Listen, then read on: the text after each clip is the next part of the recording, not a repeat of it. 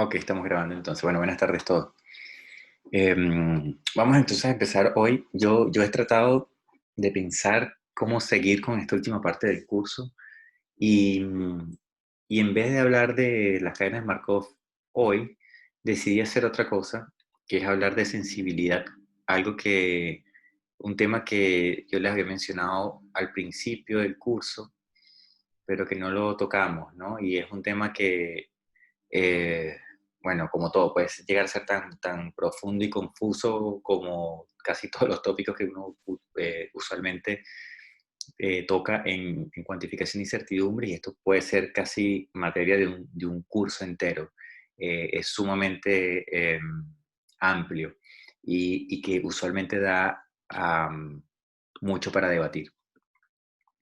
Y tiene que ver entonces con el análisis de sensibilidad. Em, los análisis de sensibilidad tratan, bueno, vamos a tratar de recapitular un poco qué es lo que hace, o qué es lo que hemos hecho nosotros desde el punto de vista de cuantificación de incertidumbre. Nosotros vamos a hablar de Markov, pero probablemente el jueves y la semana que viene. Pero hoy me voy a tomar un tiempo para hablar de sensibilidad, aunque sea muy por encima. Nosotros en la primera clase de incertidumbre, o la primera y la segunda clase, habíamos dicho que lo que nos interesaba o que lo que le interesaba a la cuantificación de incertidumbre eran, digamos, tres elementos o tres análisis en particular. El primer análisis era sobre la propagación, cómo yo puedo propagar incertidumbres en la entrada y en teta hacia la salida z, ¿sí? De un sistema, de un modelo. Eso era una de las, digamos, de los objetivos de la cuantificación de incertidumbre, ¿no? Cómo hacer propagación. Y eso era lo que nosotros veíamos de probabilidad de falla, de valor, de cómo resolver las integrales probabilísticas con Taylor o con Monte Carlo, con importance sampling. Eso era lo que tenía que ver con el tema de propagación como tal. Después nosotros vimos una segunda parte que era la parte de inferencia bayesiana. Y la parte de inferencia bayesiana, la pregunta que nos hacíamos era, ¿cómo a partir de conocer la entrada y la salida yo puedo entonces ahora decir algo sobre los parámetros teta, pero decirlo con incertidumbre, es decir, decirlo eh, teniendo también una métrica o alguna metodología para decir cuál es la precisión que yo puedo tener sobre esos tetas que yo estoy encontrando. Entonces, nosotros lo que hacíamos era encontrábamos una función de densidad de probabilidad para los tetas, ¿no? Eso con el análisis bayesiano. Entonces, esa era la segunda parte que nosotros hacíamos desde la cuantificación de incertidumbre. Primero, propagación, la segunda era identificación de parámetros, ¿no? Con incertidumbre, que era el Bayes. Perdón, que tengo un poco de alergia ahora. Este, y lo tercero que uno puede hacer con con cuantificación de incertidumbre es análisis de sensibilidad. Y el análisis de sensibilidad tiene que ver con la pregunta de la propagación. Em, lo que nosotros estamos diciendo es que una vez que yo tengo una incertidumbre en mis parámetros teta, yo ahora puedo encontrar cuál es la incertidumbre asociada a esa salida, ¿no? A esa salida de esa caja negra. Em, Y lo que me interesa ahora con un análisis de sensibilidad, lo que me interesa a mí es seleccionar o al menos identificar cuáles de los parámetros teta, es decir, cuál de las variabilidades que se encuentran asociadas a los parámetros teta, son las que influyen en mayor medida en la variabilidad de la salida, de z. Entonces, la primera pregunta que yo respondo cuando yo estoy haciendo un análisis de incertidumbre, yo lo primero que hago es ver cuáles son las variables que tienen incertidumbre. Entonces yo caso una viga, tengo incertidumbre en densidad, elasticidad, eh, etc. Rango lineal de comportamiento elástico, en fin. Eh, y una vez que yo identifico cuáles son los parámetros que están sujetos a incertidumbre, yo necesito modelar esas incertidumbres. Entonces uno lo que hacía era, perdón, le asignaba una función de densidad de probabilidad a esos parámetros teta, módulo, elasticidad, densidad, no sé, límite de formación para que sea elástico, qué sé yo, cualquier cosa. Una vez que yo definía esos parámetros como una función de densidad de probabilidad, yo hacía la propagación y veía cuál era el impacto de todas esas incertidumbres en la salida. Y yo veía entonces cuál era la salida y la probabilidad de que la salida fuese mayor que un valor límite. Eso es lo que nosotros hicimos. Pero esa salida obviamente tiene una variabilidad, ¿no? La salida viene definida por una función de densidad de probabilidad. Y lo que nos preguntamos ahora es, ¿cuál de esos tres parámetros, modo elasticidad, densidad o deformación última, lineal, o deformación máxima lineal, cuál de esos parámetros contribuye más, o sea, cuál de las variabilidades de esos parámetros influye más en la variabilidad que yo estoy observando en la salida? De tal manera que yo puedo, después de un análisis de sensibilidad, yo puedo seleccionar cuáles son las variables que, a pesar de tener incertezas o variabilidades, yo puedo decir, no importa, voy a descartarlas como un análisis probabilístico y las voy a tomar nominales, las voy a tomar como valores deterministas, porque esas variables no influyen en la variabilidad de la salida. Entonces, eh, hay casos en los cuales yo tengo, por ejemplo, dos variables, y las dos variables tienen, o dos parámetros, esos dos parámetros tienen una variabilidad muy alta, tienen una gran incerteza, una gran incertidumbre. Pero cuando yo hago la propagación, yo me doy cuenta que una de esos parámetros tiene mucha más influencia en la variabilidad de la salida que el otro. Entonces yo lo que puedo decir es, este parámetro que no tiene influencia en la variabilidad de la salida, lo tomo nominal, como determinista, mientras que solamente propago las incertidumbres de uno de estos. Em, para que tengamos una idea más o menos de cuándo sucede este tipo de cosas a los civiles que están acá en el curso, a los ingenieros civiles, sucede mucho cuando yo estoy diseñando o estoy viendo comportamiento sísmico de estructuras, por ejemplo, de edificios. Entonces, si uno tiene un edificio, modelado sea lo que sea, y la entrada entonces o la excitación de este edificio es un sismo que se mueve en la base, obviamente, del edificio, y yo tengo como salida de mi caja negra la vibración que tiene el último piso, vamos a hablar del último piso nada más. Entonces, mi caja negra es el modelo de edificio que yo tengo. Entonces, los parámetros teta que yo al final tengo están relacionados a la masa del edificio y a la rigidez del edificio. O sea, esos son los parámetros, digamos, que yo puedo ajustar. Yo puedo ajustar parámetros de rigidez y parámetros de masa para, para calibrar mi modelo, ¿verdad? Entonces, mi caja negra, entrada es sismo, salida es la vibración del último piso, y mis tetas son, por ejemplo, la rigidez y la masa, ¿no? De mi modelo. Entonces, qué es lo que sucede acá? Lo que sucede es que cuando yo me doy cuenta de dónde están las incertidumbres, yo también me doy cuenta que la incertidumbre viene en que yo no sé exactamente la masa que tiene mi edificio, yo no sé exactamente la rigidez que tiene, tengo una idea, pero no sé el valor exacto. Y también yo tengo una incertidumbre acá en la excitación. Y esa excitación, eh, la incertidumbre viene principalmente, la podemos abstraer un poco a, por ejemplo, la magnitud del momento, la magnitud del sismo y la distancia epicentral, por ejemplo, la distancia que está el edificio a donde está ocurriendo el sismo, ¿no? El evento. Obviamente, si estoy más lejos, me va a llegar menos energía, porque va a haber una energía que se va a disipar desde la fuente hasta donde estoy yo. Si estoy muy alejado, casi no llega nada. Si estoy muy cerca, pues recibo toda la energía de manera directa. Entonces ahí va a haber una distancia que juega un rol fundamental, ¿no? Cuán alejado está mi edificio de la fuente de excitación primaria, ¿no? Del epicentro, el hipocentro de este sismo, de este terremoto. Y cuando nosotros entonces vemos esto, nos damos cuenta que las incertidumbres que originalmente hay, es decir, la incerteza que yo tengo sobre la masa, sobre la rigidez, sobre la magnitud de momento y sobre la distancia epicentral, son más o menos iguales. Es decir, yo tengo grandes incertezas, no sé, puede que sean del 30%, yo puedo más o menos asumir que la magnitud de momento puede ser una magnitud 7, pero más o menos un 30%, yo puedo asumir que estoy cerca de la falla con una distancia más o menos de un 30%, yo puedo ponerme en escenario, ¿no? Pero al final, esa variabilidad para esos parámetros no es tan distinta. ¿Sí? No es que una tiene 200% de variación, de coeficiente de variación, mientras que el otro tiene 20%. No, sino son cosas más o menos en el mismo rango.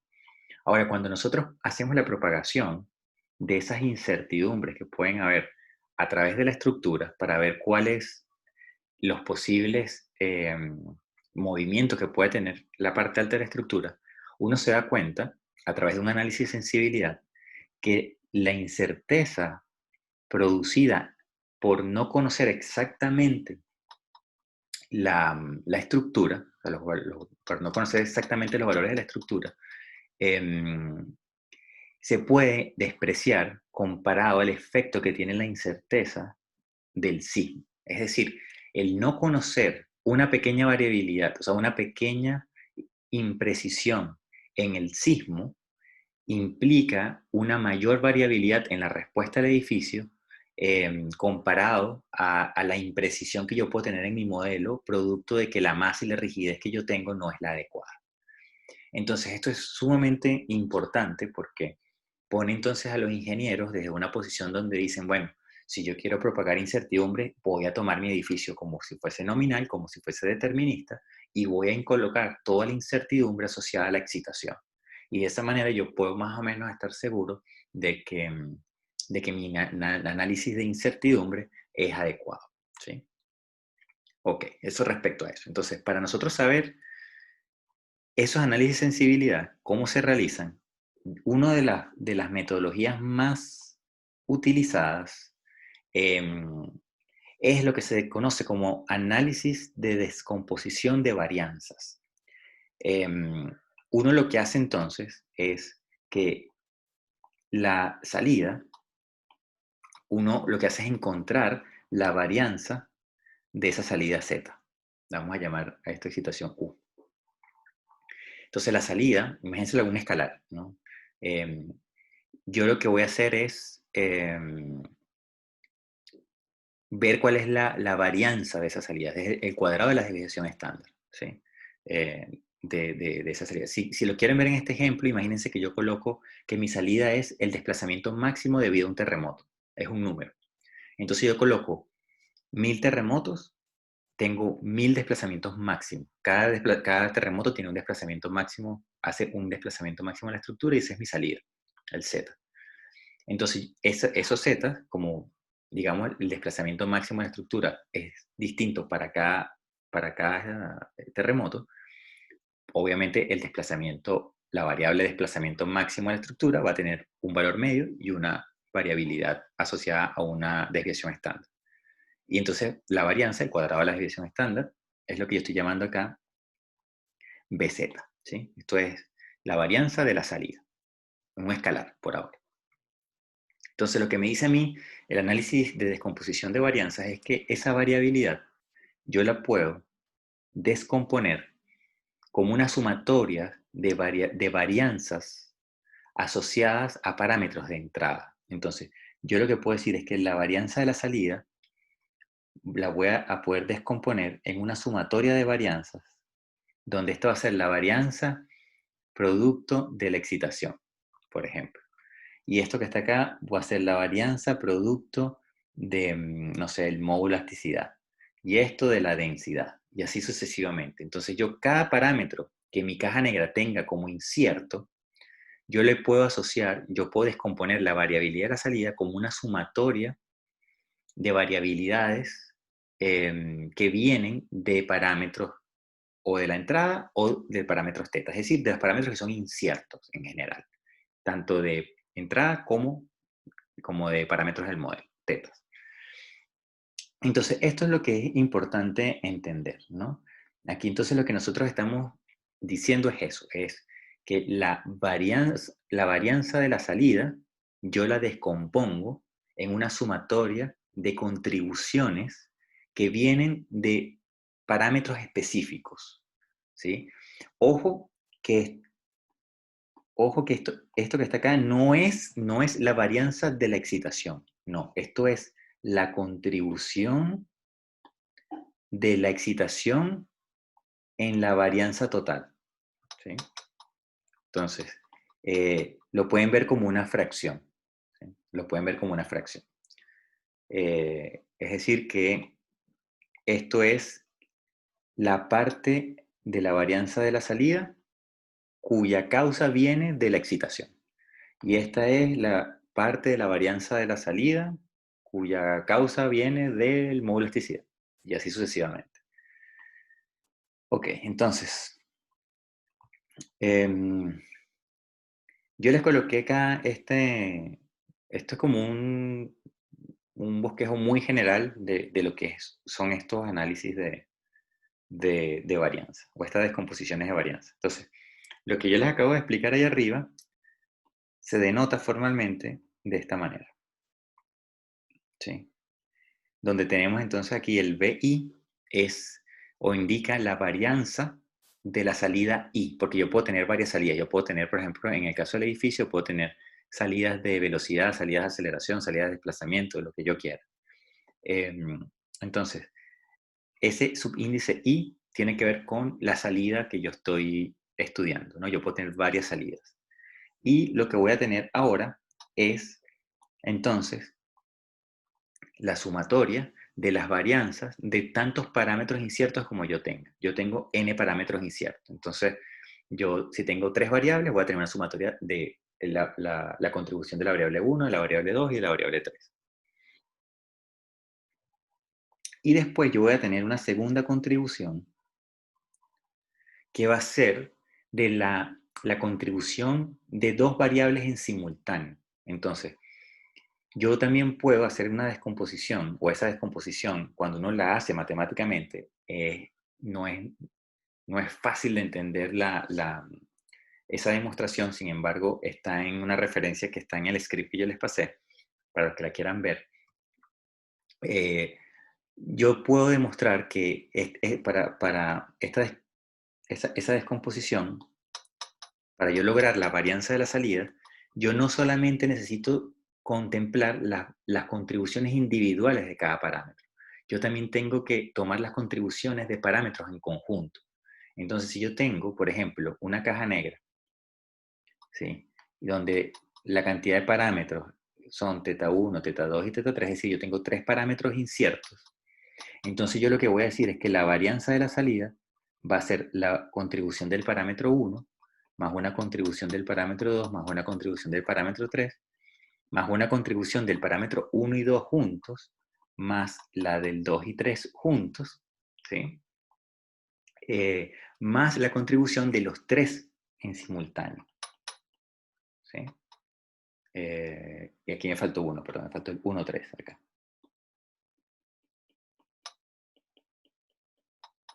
¿Sí? Entonces, la descomposición de varianzas se hace de esta manera. De esta manera. ¿Sí? Entonces, yo tengo que descomponer los efectos individuales y después los efectos de grupos de A2, después de grupos de A3, después de grupos de A4 y así con todo hasta llegar y cubrir todas las combinaciones. Eso es lo que se refiere entonces esta ecuación que tenemos aquí, que es esa descomposición de varianzas. Y ahora resulta que nosotros podemos expresar, si nos recordamos un poco, nosotros vamos a definir, o definimos en algún momento, que mu, que era el valor esperado de la salida, era de esta forma. El H es la caja negra y el P de teta son las incertidumbres asociadas a los parámetros inciertos. Y después tenemos que la varianza se define de esta manera, ¿sí? La varianza de la salida, ¿no? Y acá uno entonces introduce una notación que es la siguiente. Esa notación que uno introduce, voy a borrar esto. Voy a borrar todo esto. Esa notación que uno introduce es la siguiente. Yo voy a decir que teta está formado, por ejemplo, si tengo n parámetros, por ejemplo, θ1, θ2, θ3 es ese θn, y por el resto de los parámetros. ¿Sí? Entonces yo lo que voy a separar esto en dos grupos. ¿Sí? Entonces voy a decir el grupo es n es un grupo de parámetros, no necesariamente es un solo teta, sino puede ser un grupo de tetas, y el teta no sé cómo se le dice eso, el n, serían el resto de los parámetros que me quedan, ¿sí? De tal manera que si yo tengo un teta y digo que esto va a ser teta 1, teta 2 y teta 3, ¿sí? Yo puedo decir entonces que esto es teta n, entonces el resto sería lo que le falta para completar los parámetros. Pero yo también puedo decir, de acá, vamos a poner otro color, yo puedo decir entonces que estos dos parámetros van a ser teta n, y resulta que entonces aquí esto sería el teta, lo que le falta para completar el resto de los parámetros, ¿sí? Entonces, esto se lee como, ese signo que está ahí, ese ñ que está ahí, se lee como los parámetros que no están en n, ¿sí? O sea, son los parámetros que excluye n. Entonces, de esta manera, yo llego a definir estas varianzas que están acá, la de la descomposición de varianzas, a través de un cuento matemático más o menos extenso y complejo de entender, que no es mi intención explicarlo acá. Lo que sí me interesa es que ustedes sepan cómo se pueden calcular estos parámetros que están acá adentro, ¿sí? Y esos parámetros entonces se pueden calcular de esta manera. En particular este se puede calcular de esta manera. Entonces si ustedes se fijan, hay que resolver para encontrar este parámetro Bn. Uno lo que tiene que hacer es resolver esta integral, ¿no? Y esta integral aquí hay que tener muy presente de que hay está muy pequeño, ¿sí? Unos teta n, ¿verdad? Y después y después aquí están todos los tetas. Entonces yo lo que estoy diciendo, por ejemplo, si nosotros quisiéramos hacer un Monte Carlo de esto, y vamos a suponer que tenemos acá un teta que está conformado por teta 1, teta 2, teta 3. Y entonces yo digo, bueno, yo quiero calcular cuál es la contribución del parámetro 1, ¿sí? Que sería esto que tenemos allí, ¿no? ¿Cuál sería la varianza del parámetro 1 reflejada en la salida? Entonces esto sería la primera integral, aquí la segunda. Vamos a colocarlo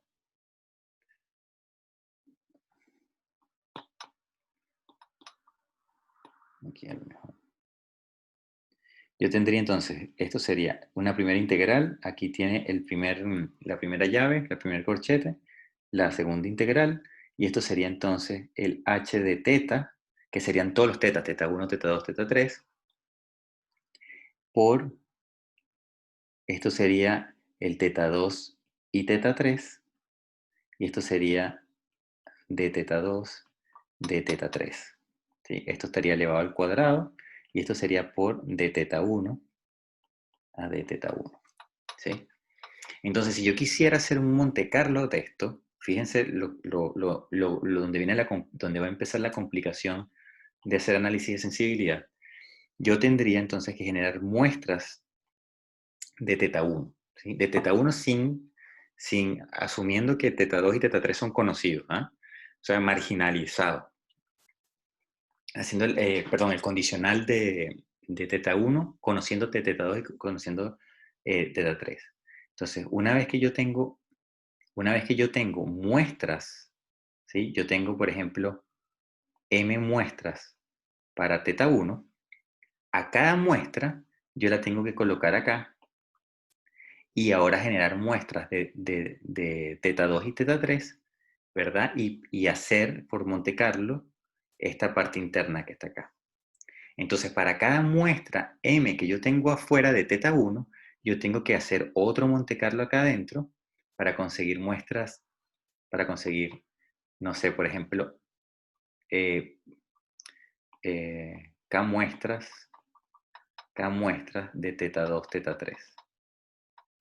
Entonces imagínense el costo computacional que tiene esto. Esto es un Monte Carlo metido dentro de otro Monte Carlo.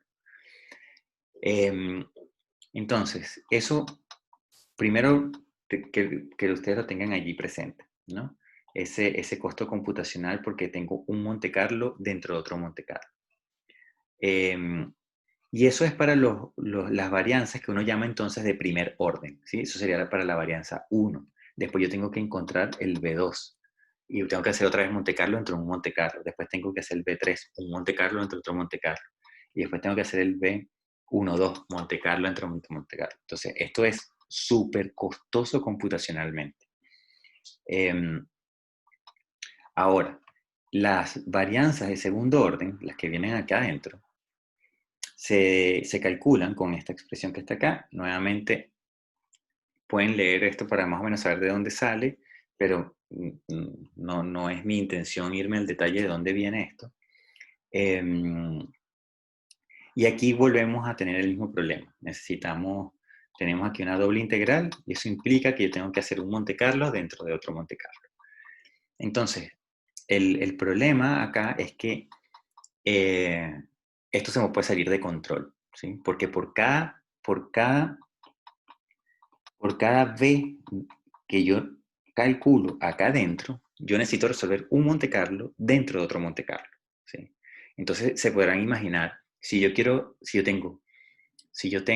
3 variables y yo quiero calcular estas varianzas de primer orden, es decir, los de B sub n, como yo tengo 3 variables, yo tengo que hacer Monte Carlo entre Monte Carlo, Monte Carlo entre Monte Carlo, Monte Carlo entre Monte Carlo, 3 veces, ¿sí? Eso es para calcular los de primer orden.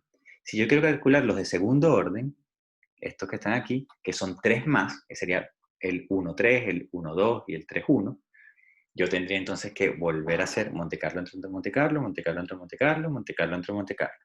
Ahí van 3 más. Y si yo quisiera las de tercer orden, que en este caso sería el B1, 2, 3, yo tendría que hacer otro Monte Carlo entre Monte Carlo. Entonces esto va escalando a costos computacionales que pueden ser intratables, ¿sí? Entonces se han introducido unos métodos para poder resolver este tipo de integrales que están acá, ¿sí? Y hay un método que tampoco me voy a detener mucho en este curso, pero se los dejo allí mencionado, que se llama un método de pseudo Monte Carlo, ¿sí? Y ese pseudo Monte Carlo lo que trata es de no tener que resolver un Monte Carlo dentro de otro Monte Carlo, sino uno lo que hace es aprovechas unas aproximaciones que se pueden hacer y en vez de utilizar un Monte Carlo entre otro Monte Carlo, lo que hace es un Monte Carlo pero más grande, ¿sí? Entonces, en vez de por lo menos utilizar un Monte Carlo de 1000 muestras dentro de otro Monte Carlo de 1000 muestras, yo utilizo un solo Monte Carlo pero de 5000 muestras, que eso es más pequeño que hacer 1000 veces 1000 Monte Carlos, ¿sí? O sea, 1000 veces 1000 evaluación, ¿no? Entonces, eso es lo que usualmente uno hace, ¿no? Hacer un método de, que se conoce como pseudo Monte Carlo. Ahora, esta descomposición que está aquí, que es realmente lo importante es eso, no se expresan de esa manera, sino que se expresan dividiendo todo esto entre B y I. Uno lo que hace es dividir todo entre B sub I. De tal manera que aquí del lado izquierdo lo que queda es la unidad y lo que va quedando después son fracciones, ¿sí? Que deberían sumar 1. Entonces yo tendría aquí, por ejemplo, el B1 entre el B de salida, más el B2 entre el B de salida, más el B3 entre el B de salida, después los de segundo orden, ¿no? Después yo tendría acá más B1,2 entre el B de salida, el B2,3 entre el B de salida, más el B3,1 entre el B de salida, más el B1,2,3 entre el B de salida, ¿sí? Y todo eso tiene que sumar 1. Y a cada fracción de esta, ¿sí? Se le conoce, ¿verdad? Eso tiene que ser menor que 1, obviamente, todo eso tiene que sumar 1. Y tiene que ser positivo. A cada fracción se le conoce como el índice de Sobol. O Sobol's Index, no sé. Sobol, no sé si era ruso o tipo de la Europa del Este, ruso, polaco, de por allá, que se dio cuenta de que este análisis de esta descomposición de varianzas se pueden calcular de esta manera con estas funciones y que eso nos da a nosotros la contribución porcentual de cada varianza, de cada parámetro sobre la varianza final. ¿Sí? Entonces es muy importante conocer entonces qué es lo que significa este índice de Sobol. Entonces estos índices de Sobol me dan a mí es la representación de esas varianzas. Y típicamente uno calcula los índices de Sobol de primer orden, que serían estos que están acá, y los de segundo orden, cuando mucho, ¿sí? Cuando mucho. Y eso para problemas pequeños, ¿no? Cuando son problemas un poco más grandes, uno dice de primer orden y ya. ¿No? Tienes 10 parámetros, ya calcula los de primer orden nada. Y uno, recuérdense que como todo esto, tiene que sumar 1, ¿verdad? Cuando yo calculo, si yo calculo solamente los índices de primer orden, yo puedo después saber, a medida que voy calculando cada índice, como yo los puedo ir sumando, si esta suma me da 0.8, yo digo, ya, o sea, el 80% de las variabilidades están concentradas acá. No necesito o no me hace falta calcular lo que está aquí del resto porque yo sé que esa contribución es menor que las de los de primer orden. Entonces aquí yo puedo jugar con eso, con saber a que esto tiene que sumar 1 y a medida que voy calculando índices, voy sabiendo si ya tengo suficientes o no. Entonces yo calculo el primero. Si el primero, de hecho, si yo calculo el primero y el primero me da 0.95, ya yo no voy a calcular el resto. Porque yo sé que el primero es el más importante de todo. ¿Sí? Entonces yo tengo que ir teniendo esto presente. Bueno, ahí hay una referencia, en particular la referencia 1 es la que tiene las demostraciones, es el trabajo de Sobol. Él tiene 2 trabajos, bueno, aquí también están los 2. ¿Sí?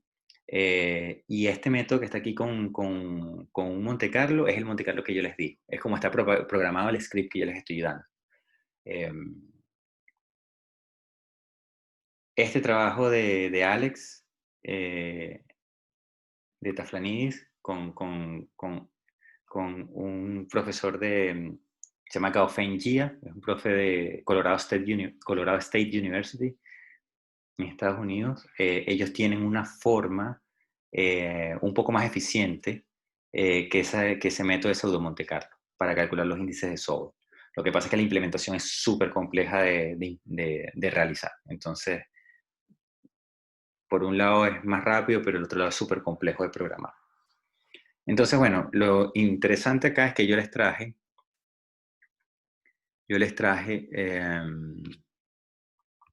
un script con esto. Pero antes se me olvidó. Perdón, voy a volver acá.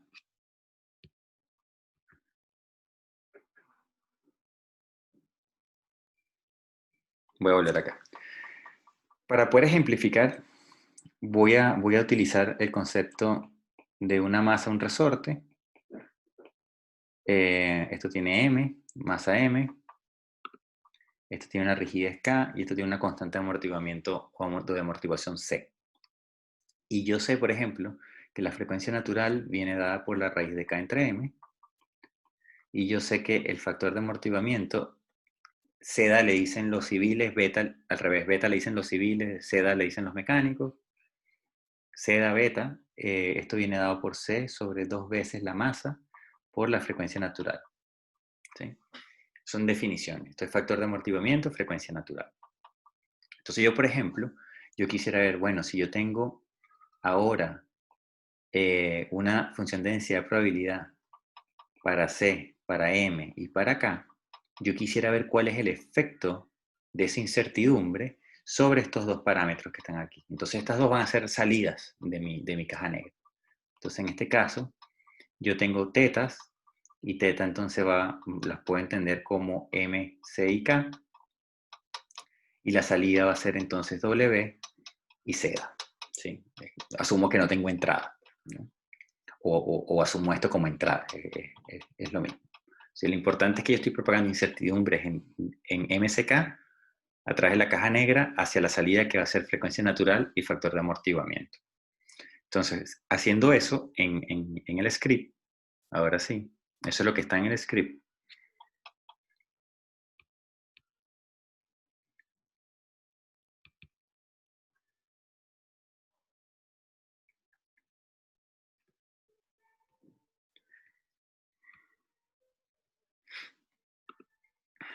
Ok, entonces, lo primero es la caja negra, ¿sí? Entonces la caja negra es esta que tenemos aquí. La caja negra entonces son unos tetas. Yo digo que el teta 1 es la masa, el teta 2 es el amortiguamiento, el teta 3 es la rigidez. Tengo que la salida 1 es raíz de K entre M, que es la frecuencia natural, y la salida 2 es C entre 2 entre M entre omega, que es el factor de amortiguamiento. Y entonces aquí está, mi salida son dos números, ¿no? Frecuencia natural y factor de amortiguamiento. Eso es mi salida. Entonces, entra teta, sale factor de frecuencia natural y factor de amortiguamiento. Ese es en este ejemplo. Entonces, en el script principal, yo digo cuántas muestras voy a utilizar en mi Monte Carlo. Yo aquí les digo cuántos tetas hay, en este caso 3, M, C y K. Cuántas salidas tengo, 2, que es frecuencia natural y seda. Y tengo los valores nominales, entonces, de la masa, del amortiguamiento y la rigidez. Y aquí, entonces, acá yo defino los PDF de cada una de esas variables, ¿no? Entonces yo digo el PDF va a ser gaussiano, centrado en el valor nominal, con un coeficiente de variación del 10%, que es 0.1 por el valor medio, ¿no? Aquí igual. Entonces todos tienen 0.1, ¿no? Y entonces, bueno, el método me dice a mí, el del pseudo Monte Carlo, yo tengo que generar 2 sets de muestras, ¿no? Entonces, por eso yo genero muestras una vez y después vuelvo a generar otra vez muestras. Son distintas, pero son 2 sets de 1000 muestras. Es decir, voy a tener 2000 muestras. Un primer set de 1000, un segundo set de 1000. Si ustedes quieren utilizar este código, lo pueden utilizar. Y lo único que ustedes tienen que cambiar es la caja negra, que es la definición de este H0 que está acá, y tienen que definir sus respectivos tetas con sus respectivos valores nominales. Así que eso es lo único que ustedes tienen que cambiar. Más nada. Ok, entonces al final aquí lo que se hace es un Monte Carlo normal para sacar valor medio y desviación estándar, varianza, pues está elevado al cuadrado, y aquí se calculan entonces los índices de Sobol de primer orden. Acá los índices de segundo orden. Esto lo que hace es resolver las dobles integrales que yo les coloqué en el PDF, ¿no? Entonces, lo pueden ir siguiendo para que más o menos no es tan fácil de seguir, requiere su tiempo y por eso tampoco me voy a detener mucho. Me interesa más el análisis de lo que uno puede hacer con índices de Sobol.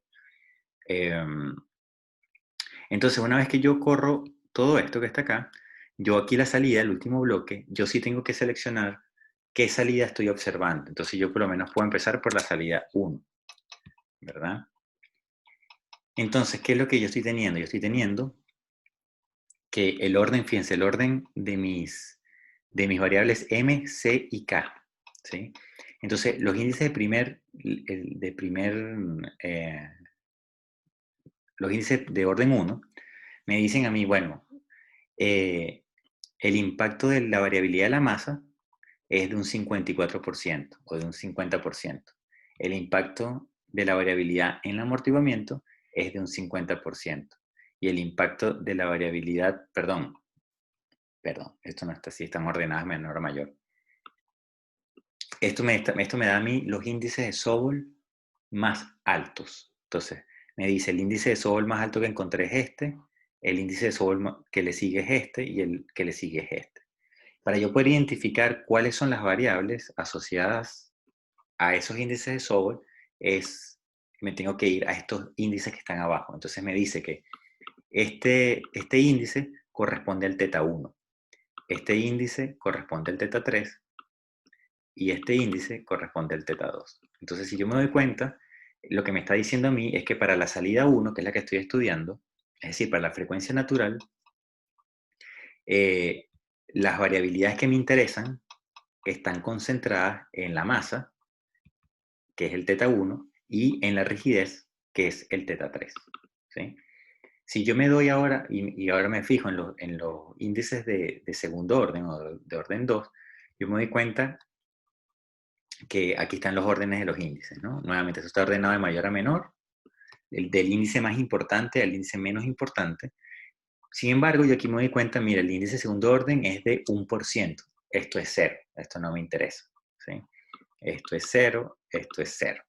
Sin embargo, para yo saber a qué corresponde, yo sé que esto es el índice de teta 1, teta 2, este que está acá es el índice teta 2, teta 3, y este que está acá es el índice teta 1 y teta 3. Es decir, que el primero es masa amortiguamiento, este es amortiguamiento rigidez, y este es masa rigidez.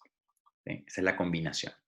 Entonces, de acá yo puedo decir, bueno, listo, el impacto más importante es prácticamente igual de la masa, que es el 1, con la rigidez, que es el 3. Sin embargo, algo interesante acá es que esto no suma 1. Recuerden que yo les dije, esto tiene que sumar 1. Y eso no suma 1 típicamente porque va a depender mucho de la cantidad de muestras que yo esté utilizando, porque estoy resolviendo esto con un Monte Carlo. Entonces, mientras más muestras yo tengo, no sé si le pongo 25.000 muestras, entonces ahora esto sí va a estar más cercano de sumar 1. ¿Sí? Típicamente todo lo que sea por debajo de 3%, eso es error numérico. Casi hasta por debajo de 5%, cuando uno calcula un índice de Sobol. O sea, yo en lo particular, cuando veo un índice de Sobol que está por debajo de 5%, yo no le creo, porque eso es error de Monte Carlo. Entonces, por eso aparecen estos números que no suman 1, ¿no? Pero veamos qué pasa si yo ahora le aumento la incertidumbre a la rigidez. Y digo, ahora le voy a colocar 40% de coeficiente de variación a la rigidez y voy a colocarle solamente 0,5 a la masa. Y vuelvo a correr.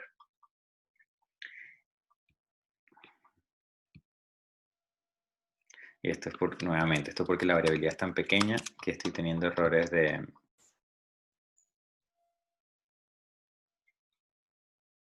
No, ya vi, porque esto...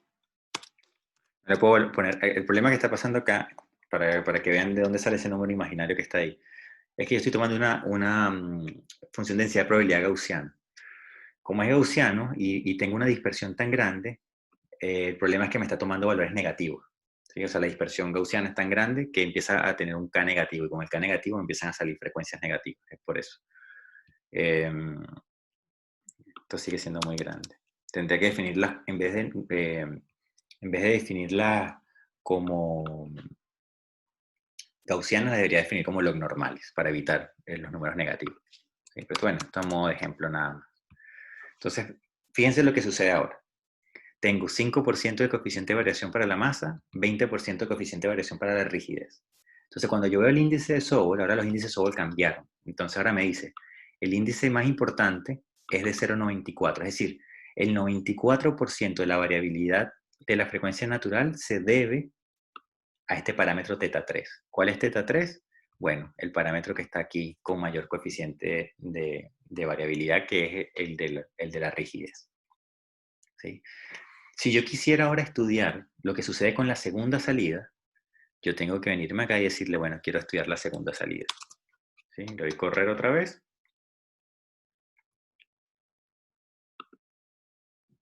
Ajá, ahí está. Le doy correr otra vez y ahora entonces yo me doy cuenta que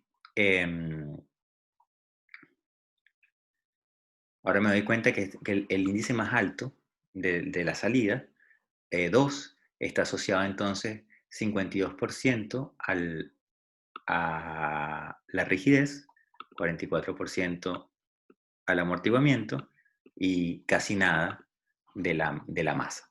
¿Sí? Ya los segundos, como esto suma ya casi 100, no tiene sentido usarlos de segundo orden, ¿no? Sin embargo, los coloqué ahí como ejemplo, para que lo tengan, para que lo puedan usar.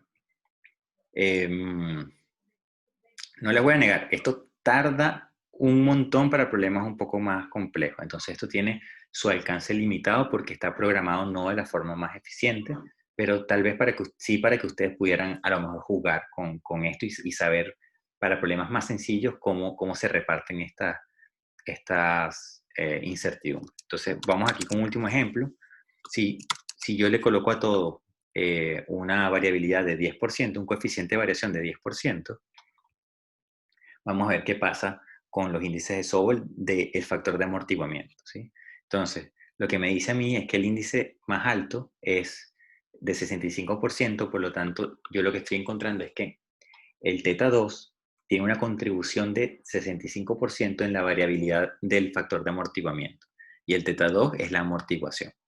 Entonces, esto lo que me está diciendo es que a pesar de que las teta 1, teta 2 y teta 3 tienen el mismo coeficiente de variación, es decir, la misma incertidumbre, ¿no? Tienen un 10% de variabilidad, la salida, que es el factor de amortiguamiento, está sujeta en mayor medida a la incertidumbre del amortiguamiento más que de la masa y de la rigidez, ¿sí? Entonces, esto es lo que a nosotros nos dice este análisis de sensibilidad.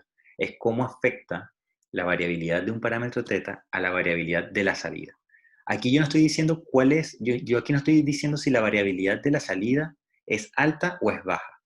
Yo aquí lo que estoy diciendo es que la salida tiene una variabilidad y yo lo que quiero saber es de esa variabilidad, ¿qué parámetro es el responsable en mayor medida de tenerla? ¿Sí? De tener esa variabilidad. ¿Sí? Entonces, bueno, esto es lo que yo tenía para el día de hoy. Esto es a grueso modo, muy pincelada por encima de lo que es un análisis de sensibilidad, y esto hay que ponerle un apellido. Esto es un análisis de sensibilidad global. Global porque yo estoy viendo cuál es el impacto de una de las variables, asumiendo que el resto de las variables también son propagadas. Es decir, yo no estoy viendo cuál es el efecto de una variable asumiendo que todas las demás son deterministas, sino que yo estoy viendo es el efecto de cada parámetro independiente, pero cuando todos los parámetros tienen incertidumbre. Por eso se llama global.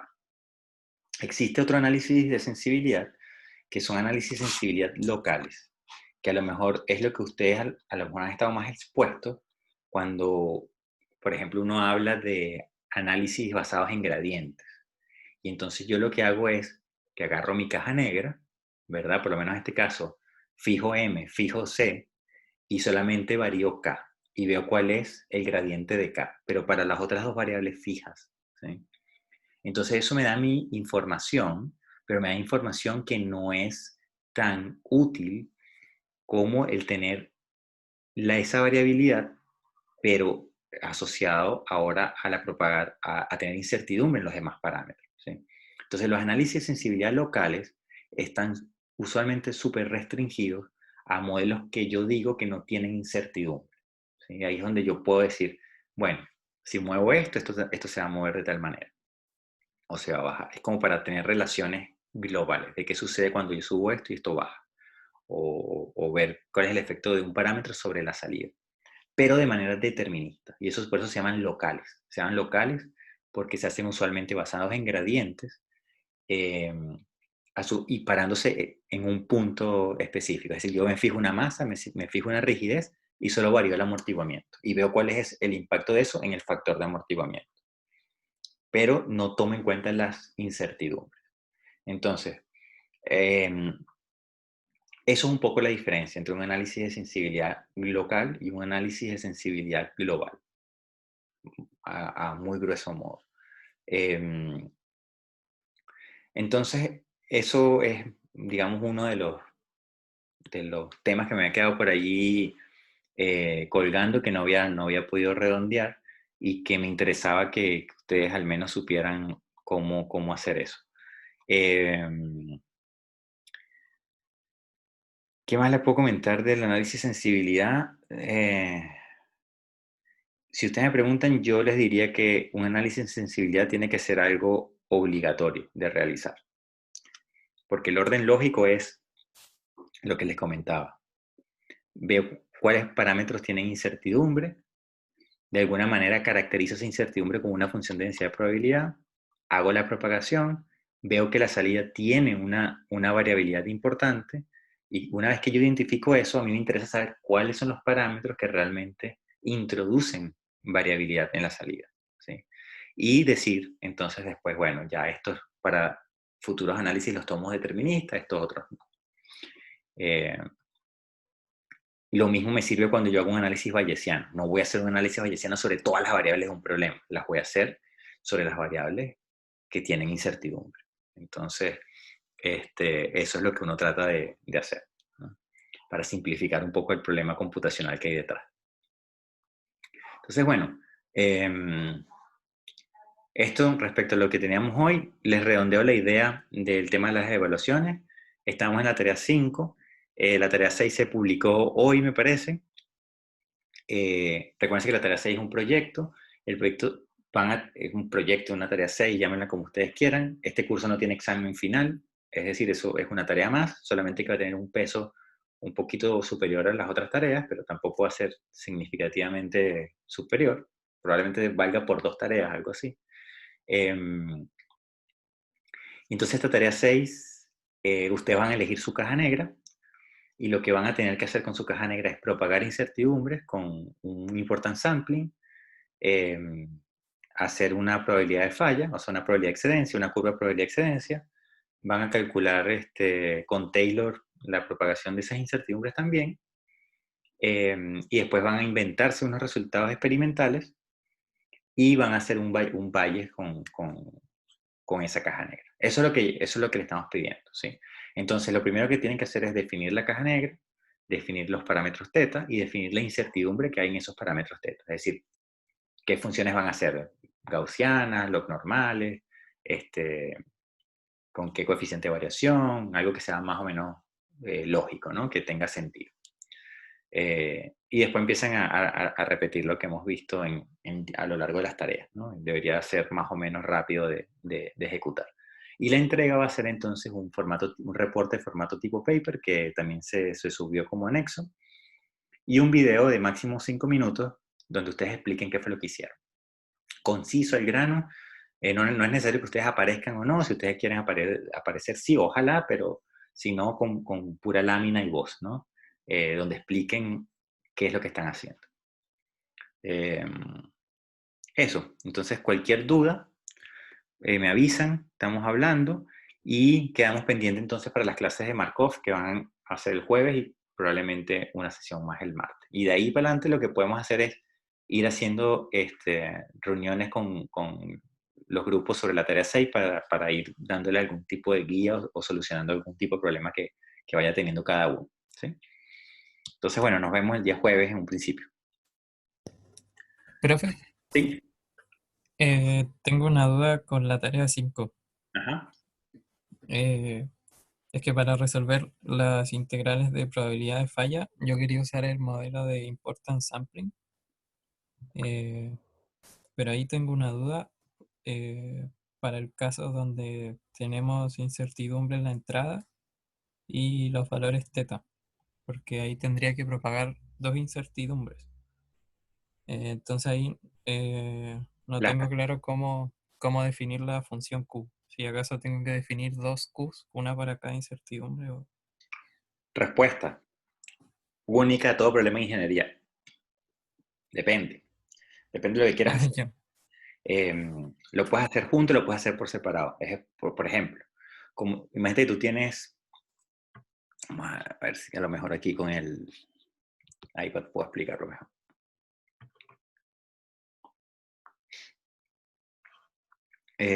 Tienes una caja negra, tienes unos parámetros, teta 1, teta 2. ¿Sí? En vez de poner un teta, es un teta 1, teta 2. Lo pongo explícitamente. Esto es lo que tú quieres resolver. Esto es el valor esperado de H. Yo sé que esta es una probabilidad de falla, pero para tener la idea. Entonces yo puedo decir, por ejemplo, que esto es por P1, si teta 1 y teta 2 son independientes, yo puedo decir esto, ¿sí? ¿Qué es lo que sucede cuando tú tienes tetas y excitación, por lo menos teta y U, ¿sí? Yo puedo decir, hagámoslo así, más fácil, ya que estoy hablando de esto. Yo puedo tener esto aquí y esto U. ¿Sí? Yo puedo tener eso. Ahora, yo puedo hacer un important sampling solo para teta. Solo para U y para U y para teta. Entonces yo puedo tener acá una primera opción. Una primera opción es que yo pongo esto así. Y entonces yo me enfoco, ¿verdad? El centro de esto va a estar en el integrando. Pero entonces el integrando va a ser esta multiplicación que está ahí. Es para un U nominal. Ahora, si yo también pudiera, ¿verdad? Hacer esto también para U. Entonces yo pudiera hacer otra función para U y tener aquí esto multiplicado por U también. Yo puedo tener otro Q, un Q para teta, un Q para U, que sean distintos.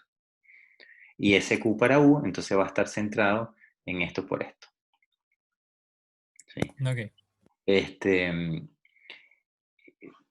O solo para U. Entonces me quito esto de aquí. ¿Sí? Entonces, depende de donde tú quieras hacer el important sampling. Ok. Típicamente lo que uno hace, ¿verdad? Te comento, es cuando yo tengo excitación y tetas, ¿sí? Yo lo que usualmente, o lo que típicamente se hace, es solamente tener un Q para teta. Q de teta, ¿sí? Entonces, uno trabaja con esto nada más. Lo centra en el integrando, donde esa parte del integrando es importante. Pero también lo puedes hacer, por ejemplo, si tienes 5 tetas, lo puedes hacer para los 2 primeros con important sampling y los demás no. O sea, esto es a gusto de consumidor. Es como uno quiera hacerlo. Eh, Sin embargo, típicamente lo que uno hace es que uno coloca el important sampling en los tetas que tienen más significado para la incertidumbre. Por ejemplo, los tetas que están asociados a índices de Sobol más altos. Si yo a priori pudiera conocer eso, yo digo, bueno, listo, los tetas que creo yo que tienen los índices de Sobol más grandes, esos tetas van con important sampling, el resto no. ¿Sí? Entonces yo puedo jugar con varias cosas, pero hazlo así, deja los U por separado y trata el important sampling solamente para los tetas. Ok. Sí. Vale, Gracias. súper. Entonces, bueno, si no hay más preguntas, nos vemos el jueves. Si tienen preguntas, escríbanme o por último agendamos una reunión por Zoom. Eso no hay ningún problema. Y vamos resolviendo. ¿Sí? Entonces, nos vemos. Sí, creo que no hay más preguntas. Nos veremos entonces el jueves. Gracias. Chao, chao. Gracias, profe. Chao. No, profe, gracias. Chao, chao. Chao, profe, gracias. Gracias, profe. Chao, chao.